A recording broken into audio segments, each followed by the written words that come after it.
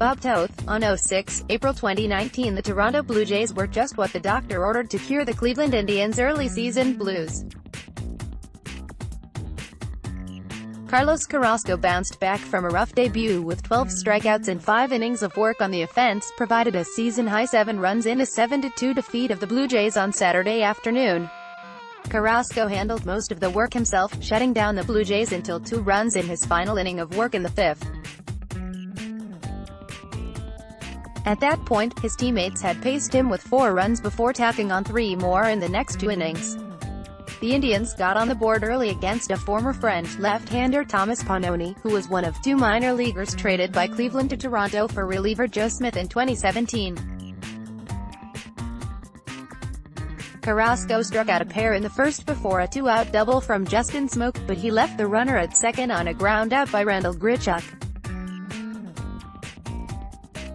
The Indians struck quickly, as Greg Allen led off the home half with his first hit of the year, a double to left. He moved to third on a grounder to short by Jose Ramirez, and after a strikeout by Jordan Luplow, Carlos Santana laced a sharp single up the middle to put the Indians up 1-0. The base hit extended Santana's hitting streak to 6 straight and his on-base streak to 7 consecutive to open the campaign.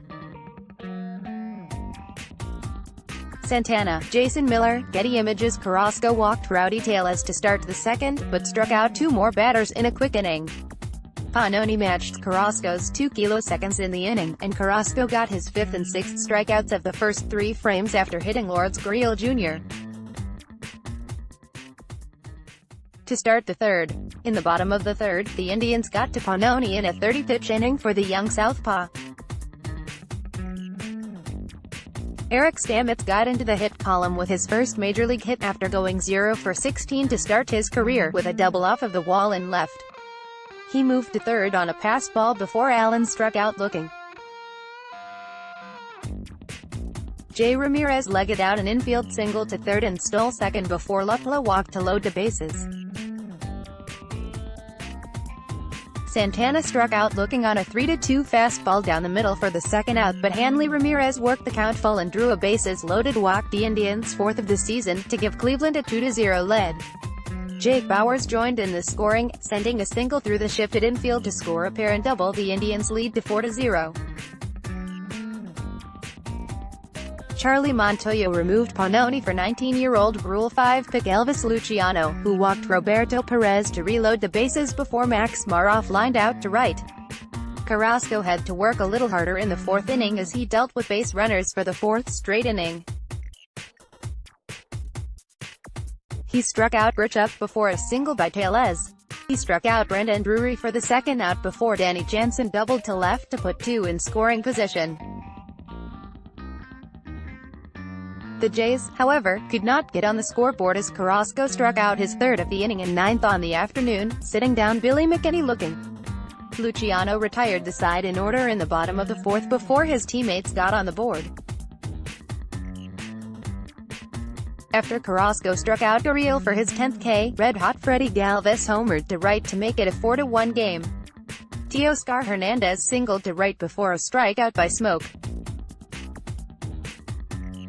Grichuk made it a 4-2 game with a double to center, but Carrasco struck out his 12th batter of the day as he froze Tellez, looking to prevent Toronto from getting any closer.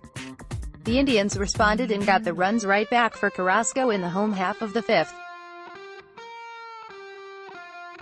Luplow reached on an infield single to third and Santana singled to center. Ramirez walked to load the bases again. A wild pitch from Luciano allowed Luplow to score to make it 5-2.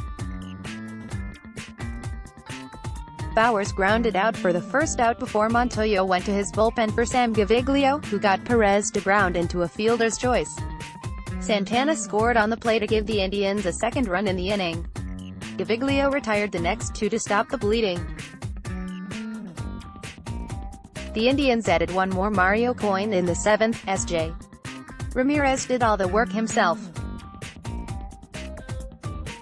The switch hitter doubled to left center with 1 out in the inning, stole third, and scored on a wild throw from the catcher Jansen to make it a 7-2 edge for the Tribe.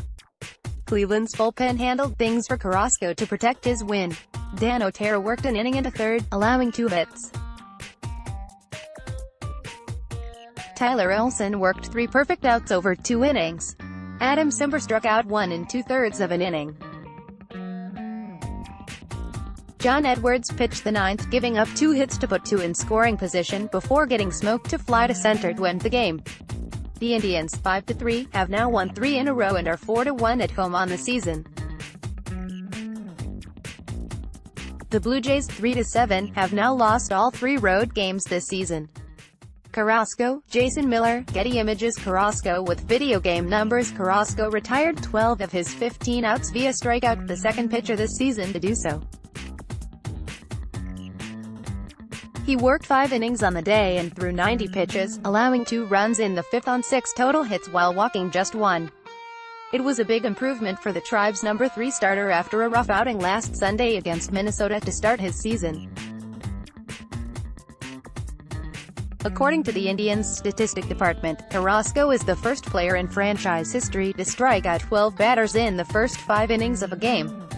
He had a lot of strikeouts. He had to pitch out of a couple of situations, which he did. I just thought that because his first was a little shorter than we'd hoped, getting up around 90 pitches was enough, said Indians manager Terry Francona after the game. We could have let him go a little bit more, but just thought he ended the inning on a good note and set up our bullpen. Pesky spot start from Pannone. Pannone was a pest for the strikeout-happy Indians, but he could not keep them off of the scoreboard in the early innings. He lasted just 2 2/3, allowing 4 runs on 5 hits with 2 walks and 6 strikeouts while taking his second loss of the season. He made the spot start for Montoyo on Saturday, who felt it was better to use the team's long man for a few innings than deal with the roster shuffle with AAA Buffalo so early in the season.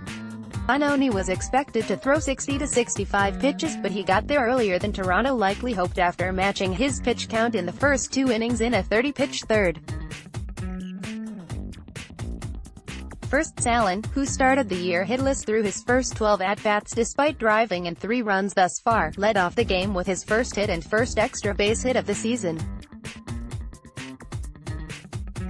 He came around to score his first run of the year on Santana's single.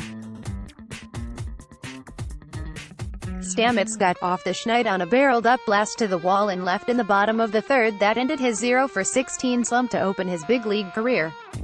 "Oh, it was awesome," shared Stamets following the game. "Obviously I haven't been making a lot of contact.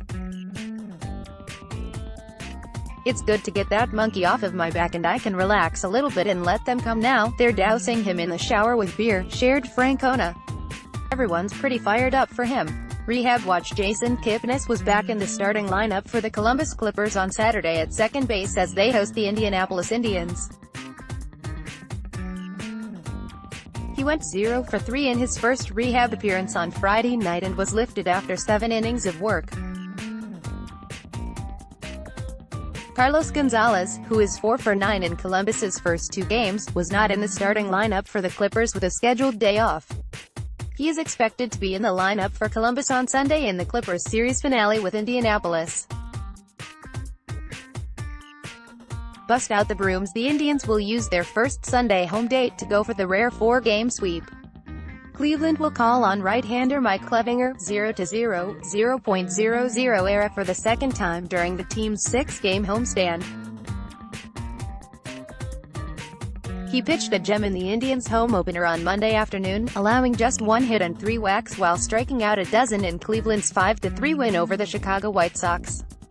Toronto will turn to right-hander Marcus Stroman, 0-1, 1.42 era, who will make his 3rd start of the season. The Blue Jays have lost both of his starts, but he has done his part to keep the club in the game both times. He threw 7 shutout innings of 2-hit baseball in a no decision in his season debut on March 28 against Detroit and allowed 2 runs in 5 2/3 innings in a loss against Baltimore on April 2.